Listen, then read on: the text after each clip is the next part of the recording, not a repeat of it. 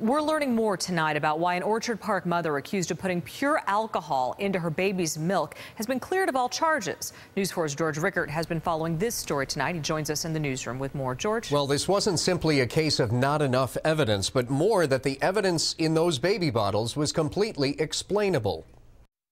It is my belief that the defendant is innocent. 36-year-old Kimberly Lawton went to jail last fall and had her baby taken away after ethanol was found in her child's baby bottles. But last week, the charges were dropped, and today we're getting a clearer picture of why. Lawton lived alone in her Orchard Park home and had been going through a custody battle with her ex-husband, who is a Southern Tier business owner. He's the one who brought the bottles to police. The first problem was we don't know what he did with the bottles before that. And secondly, DA Frank Sedita says the bottles stayed in a police lab for 2 weeks before being sent to a state police lab for 2 more months before they were even tested. And ethanol develops naturally as part of the fermentation process.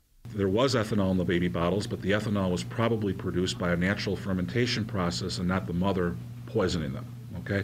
Number two, whether or not it was a natural fermentation process or not, the amount of ethanol in the baby bottles was harmless. Sedita says the amount of ethanol was consistent with what you might find in outdated fruit juice.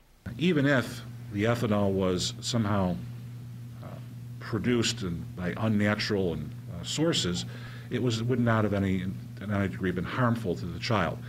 You know, one of the things that we do in the district attorney's office is we're not a rubber stamp for anybody. We do an independent review of every case, especially every felony case, to make sure that there's sufficient evidence to prosecute somebody. So Kimberly Lawton goes back to court later this week to regain custody of her baby boy, who is now a year old. George Rickert, News 4 at 5:30.